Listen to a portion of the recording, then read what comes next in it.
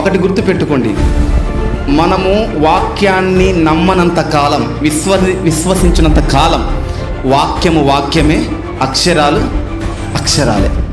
అవేవో బాగున్నాయి అనుకుంటాం, అంతవరకే. వాటిని నమ్మి నమ్ముతూ ఉంటేనే అవి మన జీవితంలో ప్రత్యక్షతలుగా మారుతాయి. హల్లెలూయా. దేవుడు ఏమన్నాడంటే, ఆకాశ పక్షులను మీరు చూడండి, అవి విత్తవు కోయవు, కానీ దేవుడు వాటిని పోషిస్తున్నాడు.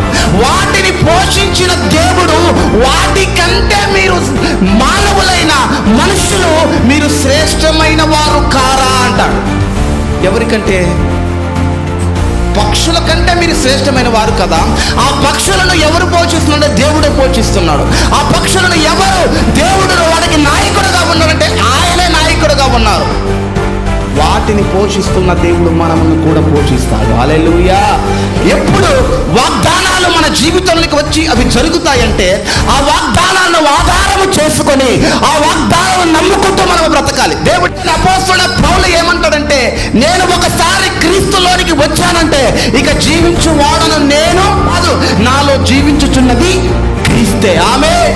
ఒకసారి నువ్వు దేవుళ్ళలోనికి వచ్చావంటే, ఒకసారి నువ్వు బాప్తిస్మం తీసుకున్నావంటే, ఒకసారి నువ్వు దేవుణ్ణి అంగీకరించావంటే, ఒకసారి నువ్వు దేవుణ్ణి నమ్ముకున్నావంటే, నువ్వు దేవుని మందిరానికి వస్తున్నావంటే ఇక జీవించు వాడవు నీవు కాదు, జీవించుచున్నది క్రీస్తే. ఆమేన్. నీలో ఉన్న ఆత్మ అది దేవుడి యొక్క ఆత్మ.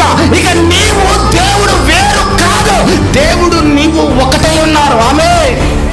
ఈ ప్రత్యక్షతకు నువ్వు రావాలి. మనం ఏం చేస్తున్నామంటే, ఇక నేను కష్టపడాలి, ఇక నేను ప్రయాసపడాలి, నేను కష్టపడితేనే నా కూతురు వివాహాలు జరుగుతాయి, నేను ప్రయాసపడితేనే నా అప్పులు తీరుతాయి, నేను నేను నేను అని నీలో నువ్వు బ్రతుకుతున్నావు తప్ప క్రీస్తులో నువ్వు బ్రతకటం లేదు. అదే మెయిన్ ప్రాబ్లం. నీలో నీవు బ్రతికినంత కాలం నీ చేతిలో ఉన్న చిన్న పుల్లను కూడా నువ్వు పెద్ద చేయలేవు, చిన్నది చేయలేవు. మీరు దేవుళ్ళలోనికి వచ్చారంటే క్రీస్తుతోటి మీరు ఏకమై ఉన్నారు. ఆమె దేవుని యొక్క ఆత్మ, మీ యొక్క ఆత్మ అది ఒకటిగా చేయబడి ఉంది. దేవుడు ఏమన్నాడు? సంఘానికి శిరస్సు ఎవరు? సంఘం అంటే ఎవరు? మనము. అవునా? మనమందరము కలిసి ఆయన యొక్క తలకు మనము అమర్చబడ్డాం. ఇక జీవించు వాళ్ళము మనము కాదు. రేపటి గురించి మనము ఆలోచించవలసిన అవసరం లేదు.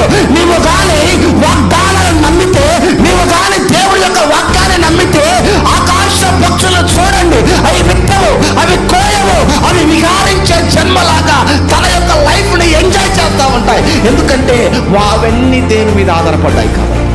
వాటి కంటే శ్రేష్టమైన ప్రజలు